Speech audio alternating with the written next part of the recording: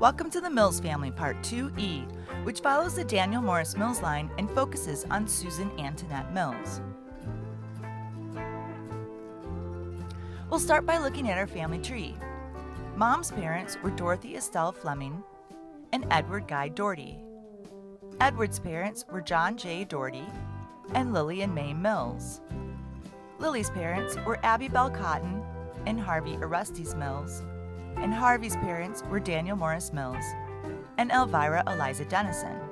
Daniel and Elvira had 7 children together. Susan was their 5th.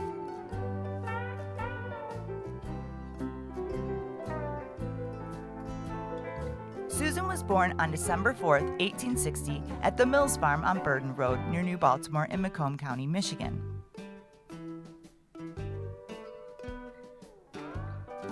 Susan was the 5th of 7 children born to Daniel Morris and Elvira Eliza Denison Mills. In 1845, Daniel walked from New York to Chesterfield with Elvira's uncle, Eber Cowles Denison, in order to survey the land before making a decision about moving. They found the area suitable, then walked back to New York to collect their families and move everyone to Michigan in a rather large group. The Mills family lived just north of New Baltimore, one of the largest cities in Macomb County at the time, second only to Mount Clemens, which was just to the southwest.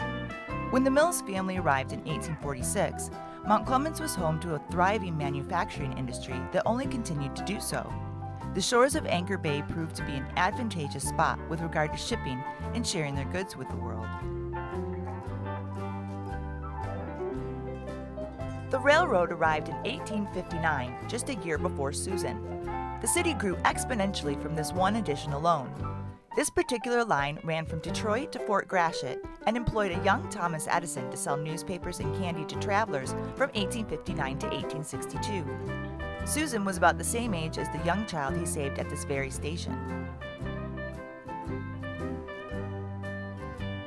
When Susan was 10, her family's farm was valued at $5,000 and consisted of 100 acres, on which they grew corn, oats, winter wheat, and buckwheat. They had 4 horses, 8 cows, 12 sheep, and 6 pigs. Her grandparents lived with them, Hiram and Patience Denison, as well as her widowed Aunt Lydia and 8-year-old cousin Irvin. Susan's older brother and sister, Eber and Caroline, left this year for schooling in Ohio, leading to an interesting situation with the census. Caroline was counted twice, Eber wasn't counted at all. This left Susan as the oldest daughter at home, and household duties were probably handed down accordingly. In 1873, the first bathhouse opened in Mount Clemens, aptly named The Original. The concept of mineral baths is centuries old, but saw a resurgence in popularity that lasted for 100 years. The story goes that local mill owner Dorr Kellogg, no relation, arrived in 1870. Prior to his arrival, Mount Clemens had been investigated for the possible possession of crude oil, which proved unfruitful. Still, the wells had been dug and an attempt was made to salvage them for salt production, but that too proved unsuccessful due to the 23 other minerals therein. The process to obtain only salt just wasn't profitable. Recalling how well seawater had worked for his eczema previously, Mr. Kellogg asked for the brine that they were pumping out so that he could test his theory. It worked. After several weeks of bathing in the sulfur-heavy water, his skin cleared up.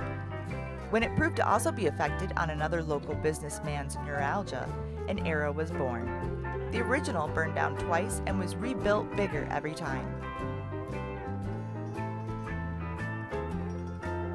Throughout Susan's teens and early adulthood, the bathhouse business boomed.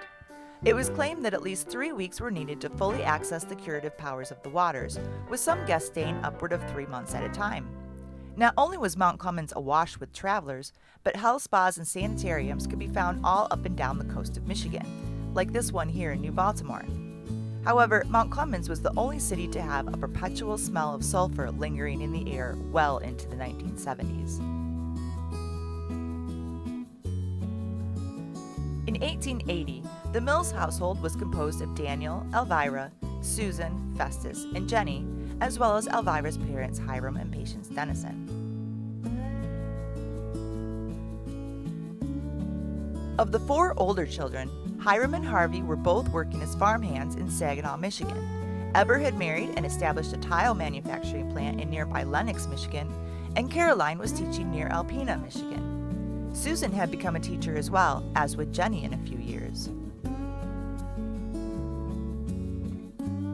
In 1882, Susan was 22 years old when her father died of heart disease at the age of 59. After his death, she lived at the family farm with her younger siblings, Festus and Jenny, their mother Elvira, their older brother Harvey, who came home to help manage their father's estate, and grandparents Hiram and Patience Denison. Patience passed away just after Christmas that same year. When Harvey married in 1886, his new wife Abby joined them, and shortly after, their first child, Frank. Harvey and Abby moved north when the oldest son, Hiram Elias Mills, returned to run the farm permanently after his marriage in 1887. Jenny married in 1888, then Festus in 1890. It was soon after this that Susan quit teaching in order to care for Elvira full-time, and they shared separate living quarters on the Mills farm. Electric streetcars were installed in the mid-1890s. This line ran from Mount Clemens to Fort Gratiot.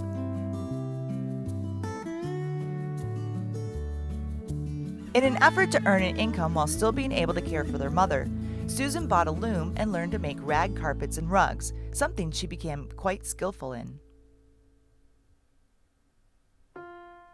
Sometime after 1900, a little boy who was about 4 years old was left in the care of Susan and Elvira named Clarence John Stacy.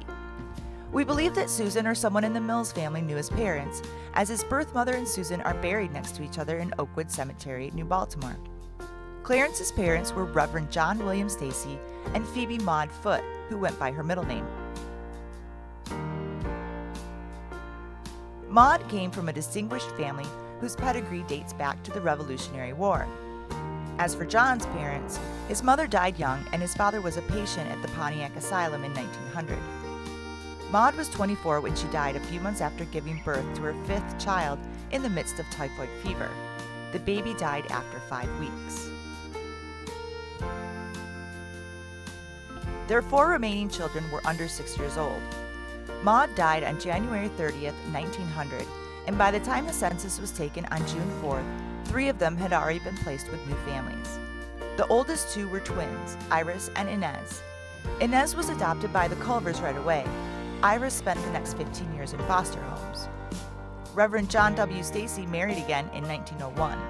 His second wife died in 1902, along with their stillborn baby, placenta previa.